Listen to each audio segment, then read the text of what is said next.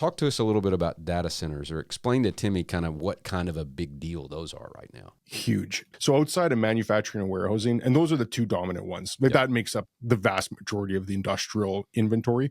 But there's three more that I've included. And I used to only include one. I used to include flex industrial, which I describe as any property zoned industrial in an industrial area that's used for purposes other than warehousing or manufacturing. And I own a flex building, so it's a perfect example to explain some of the tenants that we have in there. Right on a main road in our city for an industrial area, but it's still in an industrial park, zoned industrial, but we have an office tenant in there, a flower store, a cabinet showroom, an equestrian store, a hot tub store, and a wedding store we just put in there recently as well. So none of those are industrial tenants in a conventional sense, but that's a perfect flex property. I made a list once of different tenants. I think I came up with 30 different types of businesses that could theoretically go in there. The two that I've been adding recently, one is IOS, or industrial outdoor storage. This has existed forever, but it was always kind of almost a subcategory. But over the last 5 years, it's gained a considerable amount of attention. I don't even know who coined the term iOS. Steve Jobs? Well, he definitely coined the iOS on the phone. Yeah, he did. But that's typically industrial land or land with very low site coverage. So picture a 10,000 square foot building on 5 acres of land. And there's big use for this. I hear iOS on a daily basis now. So I've started including that one. And then another big one that's coming is exactly what you said, Bo.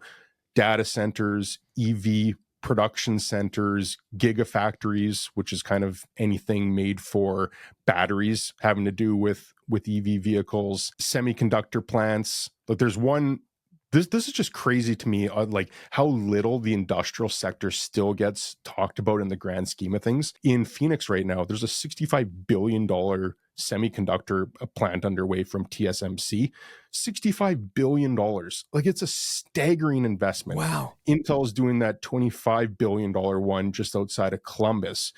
These semiconductor plants are massive investments in the area. I'm trying to come up with a name that includes all of these different things: semiconductor plants, battery production, EV production, data centers. They're all usually very big facilities. They have huge power requirements. They have huge water requirements, take up a lot of space. They all kind of share that in common. So I'm trying to come up with the names. Those are the two that I had: TechFlex or Powered Industrial were a couple that were suggested. I like both of them. Well, you could call it industrial software house. Software. I Yeah, like what you industrial software house. You can call it like it when you call me big data.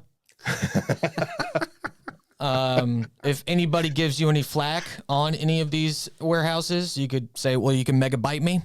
Megabyte me. Yeah, you just megabyte me. That was pretty good. I like it when you call me big data. That's money. I like it when you call me big data. Yeah. Starting to go that song. Let's ask Timmy a little question here. Most valuable company in the world is? Tesla? Nope. Bill Gates? Nope. It changed this week. It changed this week? What was it before? I think it was Apple. Yeah, I think it was Apple too. Oh. But did you hear about this, Chad? It's Nvidia. Nvidia? Oh yeah, that doesn't surprise me. Yeah. Yeah. Here's why this pertains to industrial real estate, and especially, I like it when you call me big data. Yeah. Storage. Yeah. Yes. Nvidia, basically, they make the chips that allow for these large language models. Because their chips run in parallel. What used to happen is, for computers, were built so that they could run one thing at a time. And so there was a bottleneck on how fast they could process and run tasks to how fast they could cycle one thing at a time. Kind of like when you put lights on the Christmas tree, and one light goes out, and all of them go off. Right. Those aren't running parallel. Okay. So what NVIDIA did is they invented a chip that did all of those functions in parallel. Wow. And they weren't in a line waiting to get processed one at a time. Oh, wow. That technology allowed for, like when we were kids and gaming got real big on computers. Right. It was those graphic cards that Nvidia made that ran in parallel that were so powerful. And that's the technology that is allowed for generative AI. Oh, yes. Because it takes such a big processing power. So now they make, instead of CPUs, they make GPUs. AI is requiring all this processing power, and NVIDIA is the leader in creating the chips that can run in parallel and make all that happen, which is creating a massive demand for data center space. Right. Oh, right. These properties as investments are selling for crazy amounts of money, like $1,500 a square foot. Well, wow. Like way up in the, depending on where they are. Now, does the location of these matter, right? For the, like when you call them big data spaces, can they just be anywhere? You know, like. I've got an opinion, but Chad, what would you say? Yeah, Chad knows. You're going to be the expert here. Yes and no. So most of these data centers right now are actually in Virginia, which comes with a lot of problems in itself because residents there are getting sick of it. So it's like anything, like industrial, as great as I think it is, I also recognize that it has some potential drawbacks, and people don't necessarily want to have a distribution center in their backyard. To me, that'd be my dream house. If I could look at a distribution center out of my backyard, I mean, that'd be way better than a beach view. I love the passion. But he would be alone in that neighborhood, everyone, you know? Yeah, not everyone shares that same zeal with me. So I get it. Even in Virginia, people are getting a little tired of it. But there's a reason that they've all a lot of them have chosen Virginia, is because a lot of access to power. There's a lot of infrastructure already in place there. There's a lot of access to water. These things people can understand pretty easily that they require a considerable amount of power, but what they don't realize is that they also require a lot of water to keep them cool. Yep. So you need to have access to both power and water. The vibrations matter. So like they kind of want to be close to airports, but they can't be too close to airports. They want to be close to major roads, but they can't be too close to major roads. So there's all these factors that play into it.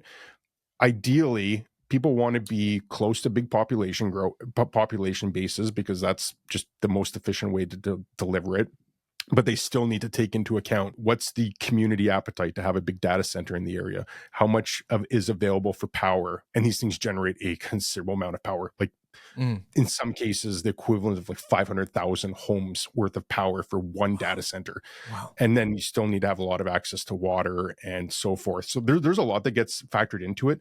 But there's data centers being proposed or companies looking at site selection options all over the world right now because all these challenges prohibit where they can actually go. But they're being proposed in numerous different markets right now. So yeah, could they put one anywhere?